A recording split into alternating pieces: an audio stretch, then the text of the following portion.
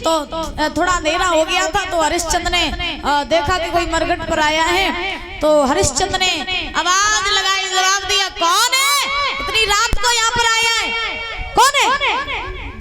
अब देखिए हरिश्चंद्र इतने कमजोर हो गए थे, इतने ज्यादा कमजोर हो गए थे कि उनकी आंखों की रोशनी कम नहीं कर रही थी, इतने कमजोर। हरिश्चंद्र ने आवाज लगाई, कौन है इतनी रात को यहाँ आया है? पास में पहुंचे हरिश्चंद्र ने कहा, कौन हो तुम, कौन हो? अब हरिश्चंद्र ने तारा को मैं पहचान पाऊं, लेकिन तारा ने हरिश्चंद्र को पहचान लो। महाराज तुम यहाँ क्या कर रहे हो? हरिश्चंद्र बोले, मैं यहाँ क्या कर रहा हूँ, मैं यहाँ की रखवाली करता हूँ, मैं यहाँ का मरघटिया हूँ, तुम यहाँ क्या कर रही हो और हो कौन तुम? तारा बोली, मैं आपकी पत्नी तारा, मैं तारा हूँ। हरिश्चंद्र बोले, तारा तुम यहाँ इस आधी रात के समय यहाँ क्या कर रही हो मरघट पे, क्या हुआ? तारा ने अपने पुत्र की लाश दिखाई, महाराज जी हम अपने पुत्र को लेके आए हैं। पुत्र को क्या हुआ हमारे पुत्र को? तारा बोली, इसको ना काले सर्प ने खा लिया, तुम्हारा पुत्र ना मर गया है, तो आप इसका अंतिम संस्कार कर दो। हरिश्चंद्र ने जब सुना कि पुत्र मर गया, ऐसा धक्का लगा जैसे किसी ने वज्र फेंक के मारा हो। महाराज पैरों तले जमीन खिसक गई, पछाड़ खा के गिर पड़े, आंखों से आंसू चलने लगे, मेरा पुत्र मर गया, कैसे हुआ ये सब? तारा बोली, महाराज मुझे भी नहीं पता कैसे हुआ, लेकिन पुत्र मर गया, भगवान को प्यारा हो गया, अब आप ना इसका अंतिम संस्कार कर दो,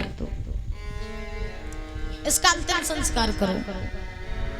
जब ये बात कही तो हरिश्चंद्र ने अपने आप को संभाला और संभाल करके थोड़े खड़े हुए, खड़े होकर के हरिश्चंद्र ने कहा, तुम कह रही हो तुम्हारे पुत्र का अंतिम संस्कार कर दे? बोले हाँ, मेरे पुत्र का अंतिम संस्कार कर दो। हरिश्चंद्र बोले, अंतिम संस्कार तो हम इसका कर देंगे, लेकिन मुझे बदले में कर और कफन चाहिए, कर कफन दे दो, हम तुम्हारे पुत्र का अंतिम संस्कार कर देंगे। तारा बोली, कैसी बातें कर रहे हो आप? अरे मेरे पास फूटी कौड़ी नहीं है जो अपने पुत्र को हम कफन उड़ा दे, तुम मुझसे कर भी मांग रहे हो, कफन भी मांग रहे हो, कहां से देंगे हम कर कफन तुमको, कहां से देंगे? और ये मत भूलो कि ये तुम्हारा भी पुत्र है, ये मेरा अकेले नहीं तुम्हारा भी है। हरिश्चंद्र बोले, हमारा था, अब नहीं है, अब ये सोचो कि हमारा ना हमारा नहीं है, ये हमारा था, जब हम बिचे थे तभी अलग हो गए थे, तो मुझे कर कफन दो, तुम्हारे पुत्र की लाश जला देंगे। तारा बोली, महाराज कैसी बातें कर रहे हो? हरिश्चंद्र बोले, तारा याद करो बाद में की जब तुमने घाट में मेरो जल को भरो बहु घड़ा नहीं उठवा, तब तुमने हमसे ये कहा था, मैंने तुमसे बहुत कहा तारा मेरा घड़ा उठवा दो, तारा मेरी मदद कर दो, लेकिन तुमने मेरी मदद नहीं की थी। तब तुमने ये कहा था, महाराज तुम्हारा घड़ा मैतर का है, हमारा घड़ा ब्राह्मणी का है, उस दिन अगर तुम मेरा घड़ा छू लेती तो तुम्हारा धर्म नष्ट हो जाता, और आज अगर मैंने बिना कर कफन लिए तुम्हारे पुत्र की लाश जला दी तो मेरा धर्म नष्ट हो जाएगा, कर कफन दे दो, लाश जला दो। तारा समझ गई, अब ये बात नहीं मानी, सो मैया ने क्या करो कि मैया अपने तन पे साड़ी लपेटे रहे फटी सी, तो वही साड़ी उतार दी और उतार के बीच से फाड़ दी, साड़ी को आधा हिस्सों हरिश्चंद्र को दे दो कर के रूप में, और साड़ी का आधा हिस्सा रोहित के ऊपर कफन के रूप में डाल दिया। अरे समय तो महाराज अपनों की भी भूल करा देता है। चलिए अब तारा ने महाराज अपने पुत्र का अंतिम संस्कार किया, मैया नगीन अवस्था में आई काशी में, काशी में सती का मंदिर था, सो मैया उसी सती के मंदिर में घुस गई, पछाड़ खा करके गिर पड़ी। कहा जाता दुख में या तो भूख सताए या तो नींद सताए, मैया पछाड़ खा करके गिर पड़ी। महाराज विश्वामित्र को फिर भी तसल्ली नहीं हुई, सब कुछ छीनने के बाद भी तसल्ली नहीं हुई। विश्वामित्र ने क्या किया कि काशी में से दो मरे हुए बालकों को ले लिया, उनको बीच से काट दिया, तारा के पास लिटा दिया, और महाराज उन बालकों का रक्त तारा के मुख पर लगा दिया। और विश्वामित्र ने पूरी काशी में आवाज लगा दी, काशी के लोगों, सती के मंदिर में एक डायन आई है जो बालकों को मार के खाती है, डायन आई है बालकों को मार के खाती है, तो अपने अपने बच्चों को सुरक्षित रखिए। पूरी काशी में हल्ला हो गया कि डायन आई है।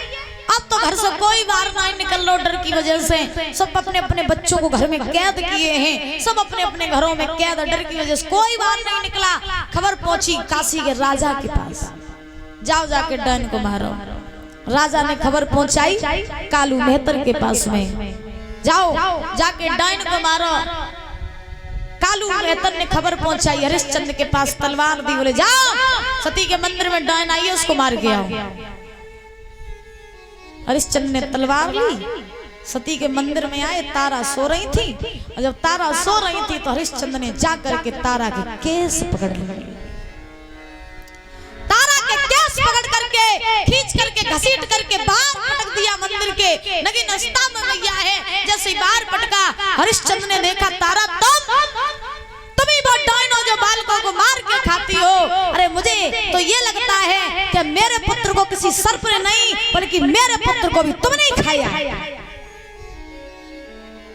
मार देंगे हम तुम्हें, तुम डायन हो, डायन बालकों की हत्या करती हो, जिंदा नहीं छोड़ेंगे आज हम तुम्हें। केस पकड़े एक हाथ से, केस पकड़े एक हाथ से, तलवार पकड़े, मार देंगे तुम्हें, आज नहीं छोड़ेंगे। तारा ने हाथ जोड़े, बोले महाराज जल्दी करो, बहुत जल्दी करो, अपने आप को रोको नहीं, क्योंकि मैं भी चाहती हूँ जितनी जल्दी प्राण निकले बस अच्छा है ऐसी जिंदगी से। तो जल्दी मार दे, अब ज्यादा समय न लगा, क्योंकि ना मेरे पास मेरे पति, ना मेरे पास मेरा पुत्र, ना आगे ना कोई पीछे, तुम जी करके क्या करेंगे, मार दो मुझे। तो हरिश्चंद्र ने जैसे ही मारने के लिए तलवार उठाई और पीछे से आगे विश्वामित्र ने तलवार पकड़ ली। रुक जाओ हरिश्चंद्र। हरिश्चंद्र रुक गए, सामने विश्वामित्र जी आए। हरिश्चंद्र ने देखा, अरे बाबा जी तुम तो वही हो जिन्होंने मेरा राजपाट धन दौलत छीनी थी। विश्वामित्र बोले हाँ हम वही है। अब हरिश्चंद्र बोले पत्नी, पुत्र, धन दौलत, राजपाट, संपत्ति, पद प्रतिष्ठा सब तुमने छीन लिया। अब का मेरे हाड़ लेवे को आए हो, अब कल ही हो, सब कुछ तुम्हें हम पहले ही दे चुके हैं। अब मेरे पास सिर्फ मेरे प्राणों के सिवा और कुछ नहीं है। पत्नी ये बची है, इसको भी हम मारने जा रहे हैं। पुत्र था वो भी मर गया, अब सिर्फ मेरे प्राण और बचे, हम इसको मार दे, मेरे प्राण ले लेना, अपना जो भी करो और अदा कर लेना, तुम खुश रहो कैसे भी रहो। विश्वामित्र मुस्कुराए, मुस्कुरा करके विश्वामित्र बोले राजन अब मैं तुमसे कुछ लेने नहीं बल्कि मैं तो अब तुम्हें देने के लिए आया हूँ, तुम्हें देने के लिए आया हूँ। हरिश्चंद्र बोले अब तुम सब कुछ लेते ही रहे, अब तुम देवे कहां से आई, इतने बड़े तुम कब से हुई है, अब तुम देवे कहां से आए हो। विश्वामित्र बोले राजन चिंता न करो, ये जो कुछ भी चल रहा था ना ये सब तुम्हारी परीक्षा ले रही थी। हम तो बस ये देखना चाहते थे कि तुम कितने बड़े सत्यवादी और तुम कितने बड़े दानवीर हो राजन, लेकिन आज तुमने वास्तव में हमें ये बता दिया कि संसार में बने चाहे कोई, लेकिन तुम्हारे जैसा राजा न तो कोई हुआ न तो कोई संसार में होगा। राजन जब तक गंगा यमुना में जल रहेगा, जब तक चांद तारे रहेंगे, जब तक पृथ्वी आकाश रहेगा, तब तक तुम्हारा नाम इस संसार में अमर रहेगा। इतनी बात कह करके महाराज आज हरिश्चंद्र से कहा विश्वामित्र जी ने तुम्हारा जो भी राजपाट मैंने लिया था वो सब तुमको हम वापस कर रहे हैं। अब तुम्हारे बिना अवध सूनी है, तुम्हारे बिना अवध की प्रजा सूनी है, अधूरी है, तुम जाओ अपना राज्य संभालो।